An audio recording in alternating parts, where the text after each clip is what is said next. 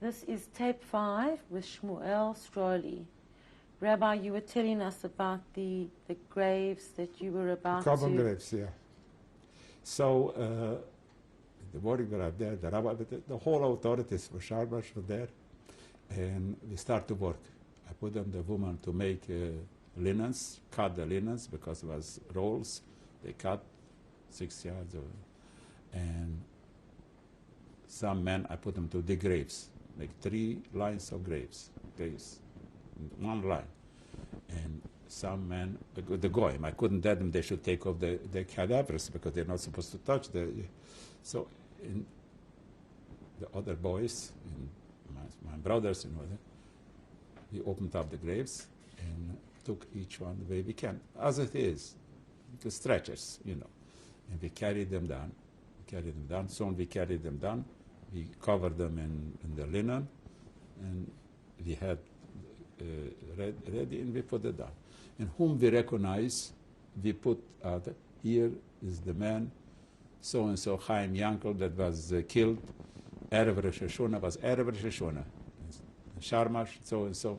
Whom we didn't know, we just put, he is killed a Jew in Sharmash from the Nazis, so-and-so. Come night, finished all the 139. And we covered the graves up and down.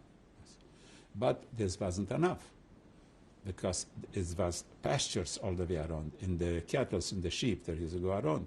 So I need this was another round. I didn't want to tell the joint then that I need a fence, because there was too much money. So now I can tell, because this is ready, now I can tell. So, but in the meantime, I went to hunt down the people that are responsible for the killers of the Jews from Sharmash, because now I have evidence. So I hunted down the pharmacist. He was a Hungarian. I hunted down the mayor, Tsiraki. And the pharmacist, you know his name? Yeah. Remember his name? Varga Gyula. Varga Gyula.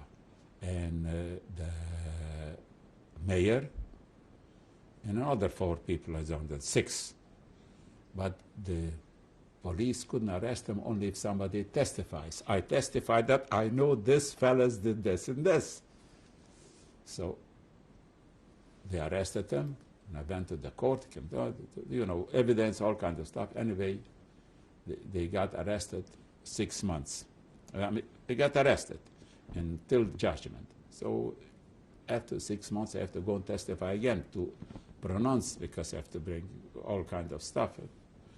In the meantime, so 6 months, I have now a peace of mind. I want to go arrange the fence.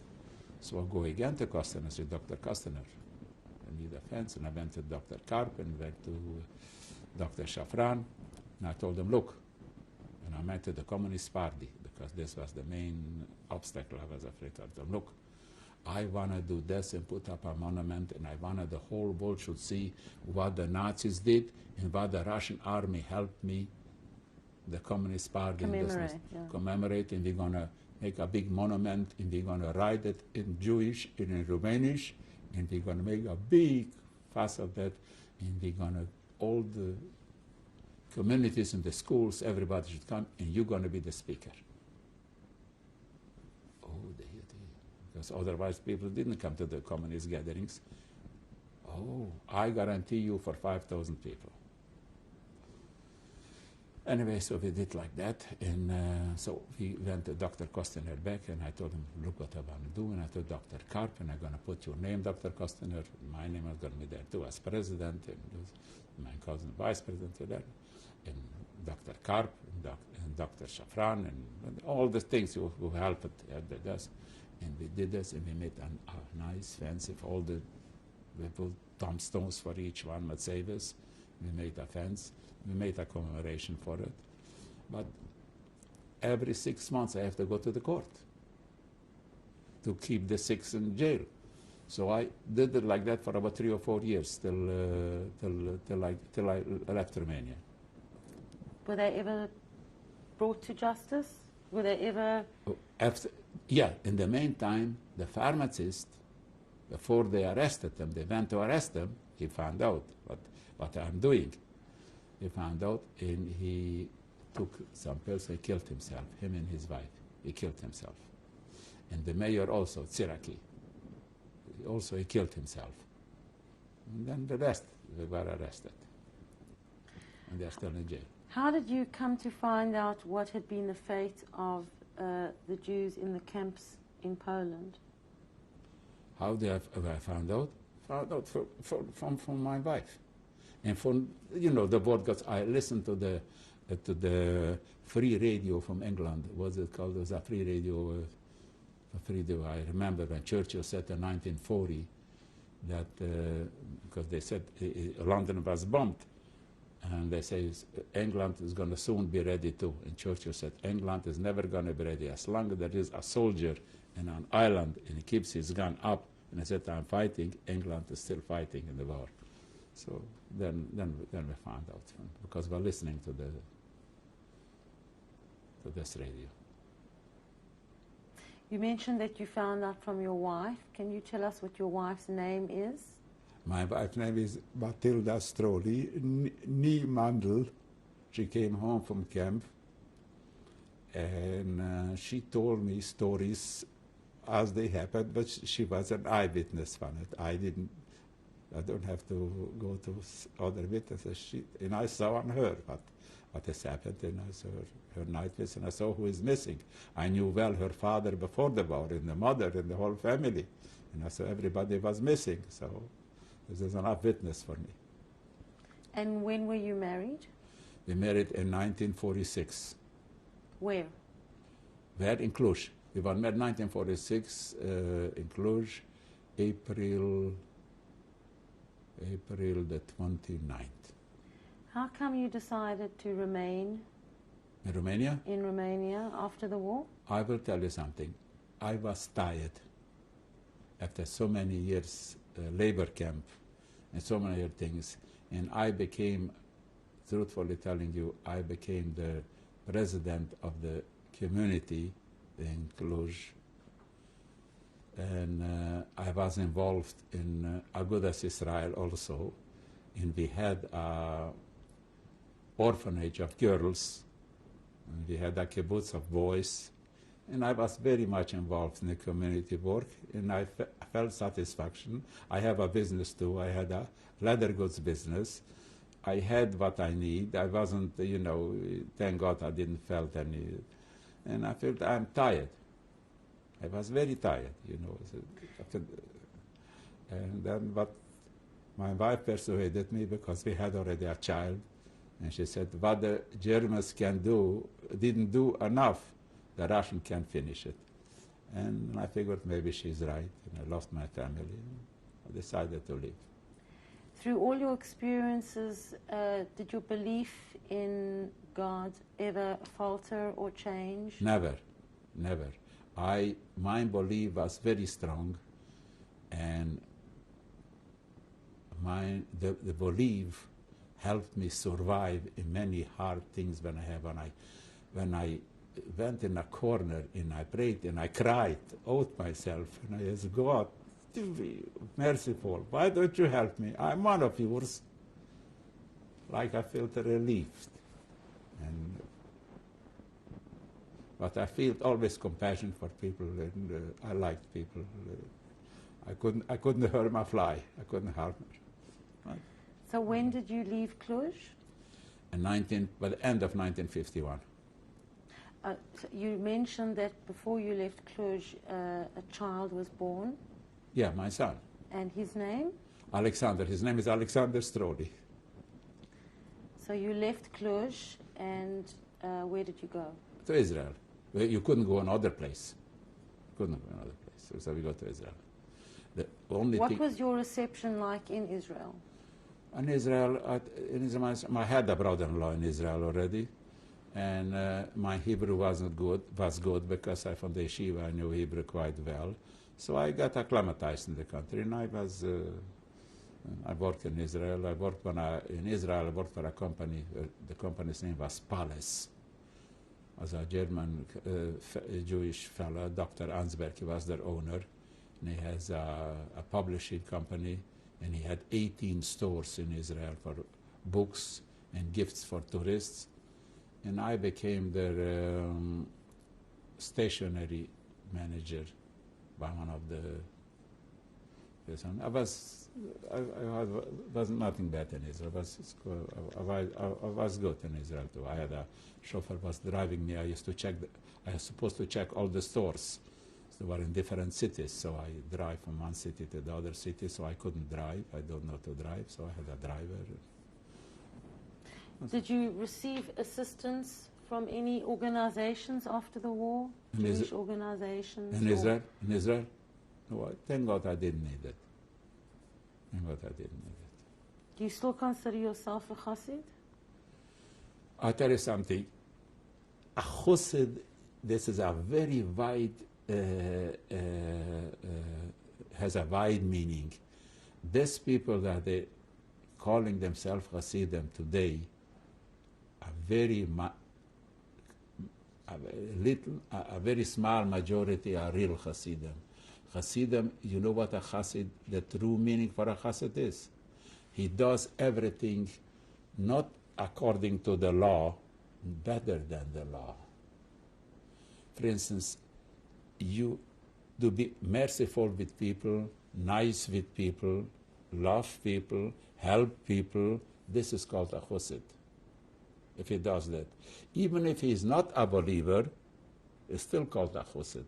You know, there are Chasidei Umas Olam.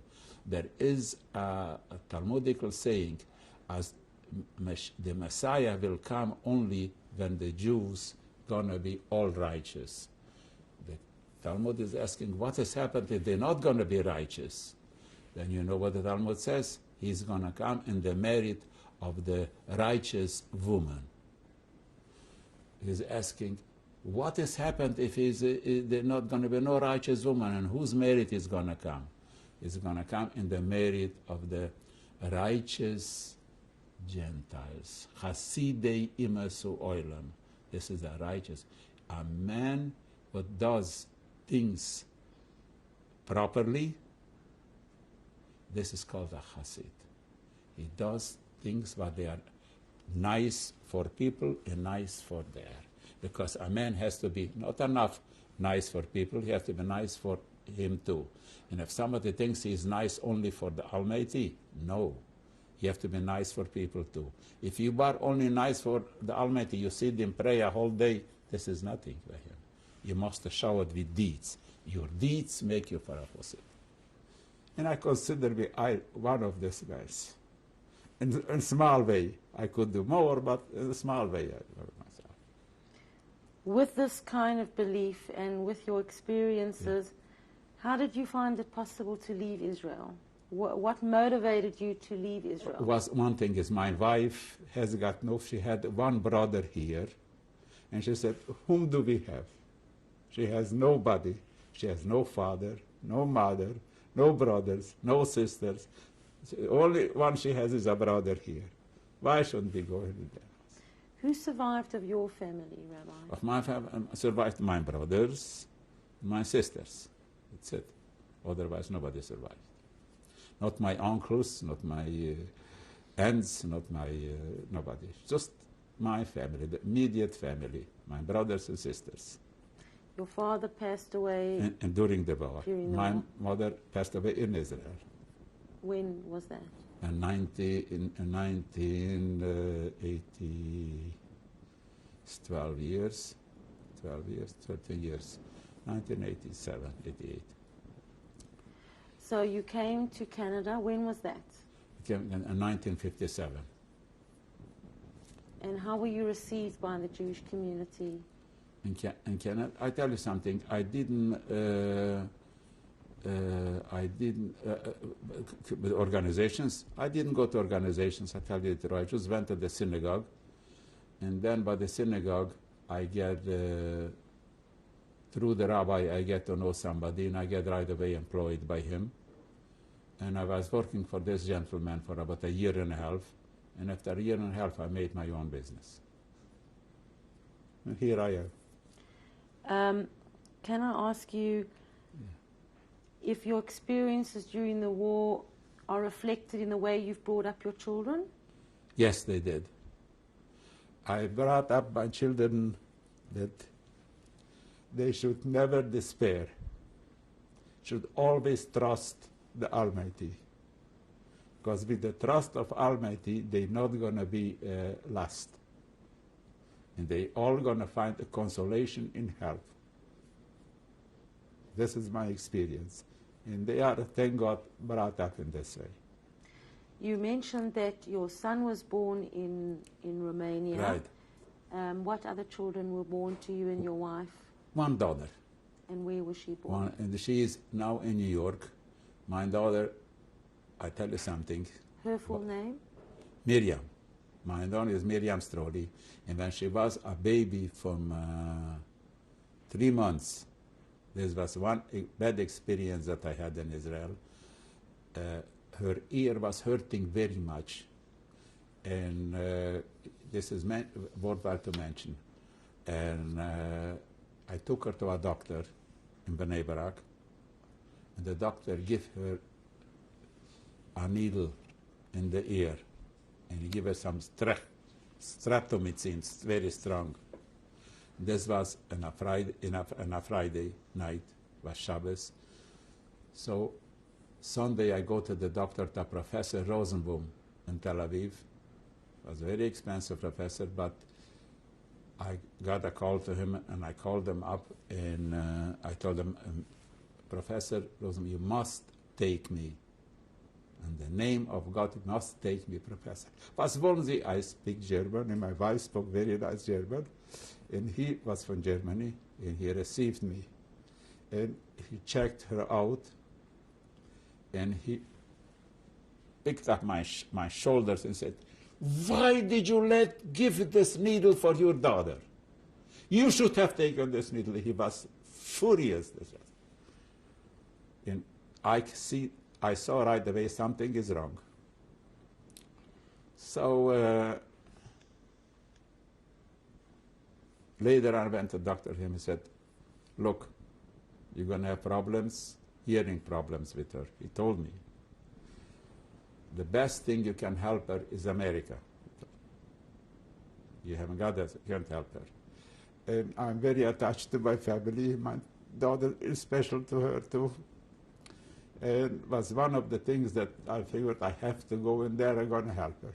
So she came here to Canada. I got very much help from here. She went, a Dr. Weinberg was. Dr. Weinberg, children's doctor, went to him. First of all, he didn't notice, then he noticed, and he said, what can we do? He talked to her. She didn't pay attention. He said, she doesn't hear well. So he made her a hearing test, and he told me I should go to the children's, Dr. Mitchell. He was the chief doctor of the children's hospital. I went to Dr. Mitchell, a very, very fine man. And I told Dr. Mitchell, and he told me she has a hearing problem. She has to wear a hearing, maybe 2 hearing aids. I told Dr. Mitchell that I hear that in China there's some, how you call this, acupuncture.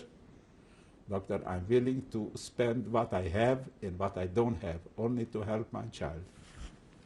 He said, he tells me the truth. I'm sorry. He told me, he tells me the truth. He doesn't want, the acupuncture is like that. The Canadian government asked the Chinese government they should go and check out the acupuncture. And the Canadian government want him should go, Dr. Mitchell, and a doctor from Ottawa somewhere. He told me his name, I don't remember. And the Chinese government refused. He wants to go a doctor from London, Ontario, a small doctor, another Chinese doctor. The Canadian government hasn't got enough trust in them, so it's nothing. They say, I don't want Miriam should be a guinea pig. Later on, a few years later, if it's find out it's true, then we're going to help her. But should I tell you something? She worked 2 hearing aids. She finished high school with honors. She has an Ontario honor certificate, and she got married, and after 15 years, she went back to, she has 3 children, and she went back to school. She went to Long Island University, and she became a pharmacist for 5 years. And now, today, thank God, she is a pharmacist. She works in a city hospital in New York, and we are proud of her. How many grandchildren do you have, Rabbi Stroli? 5 grandchildren, 5 great-grandchildren. This is our joy. But you see, one thing is, if somebody said he's a believer, and he shows up, no. The Almighty doesn't need that. He doesn't need you to show up for him that you are religious and you sit in prayer all day. He doesn't want that. He wants you should have a heart. The heart is for you and for somebody else too. That's what he wants. This is called opposite. This is Hasidic. But we belong to rabbis, naturally. We go to rabbis. We go to the Vizhnitzer Rebbe. We go because you need some spiritual uplifting. When we got a little spiritual uplifting we want, we go and we gather. How do you feel about people who deny the Holocaust and what happened to the Jews during the Second World War? This is I have a problem with them. But I have not so much problem because, should I tell you something? We always had and we always will have people that they are against. He doesn't deny the Holocaust because he doesn't believe it didn't exist. He knew it existed. He denies it because he denies Judaism, the Jews. He denies the Jews. He denies you and me. He doesn't deny the deeds. He doesn't deny Hitler deeds because he would do the same thing. This fellow who denying it, he would do the same thing. He feels for it. Do you think that a Holocaust against the Jews could happen again in the world? God forbid, yes.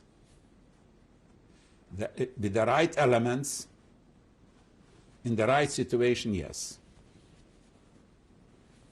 In light of that, do you have a message for the Jews of the next generation, for your children? I have a message for the Jews.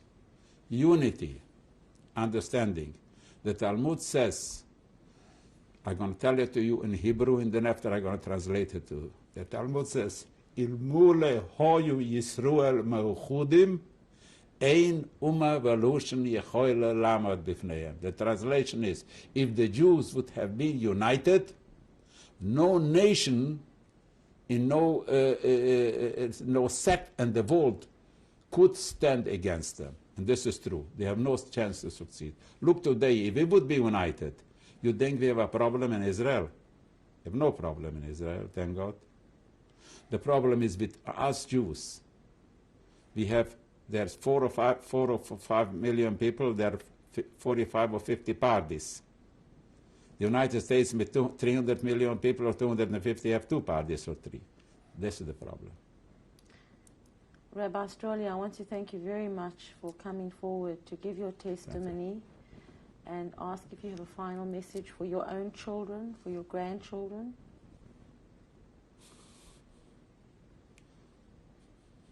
The message would be they should follow the way they started up to follow. Should keep it up. And should give it over for their children too. Thank you very much, Rabbi Stroli. You're welcome. The picture in front of me is my father, may he rest in peace, Moshe Stroli. And the picture is taken in Sharmash in 1931.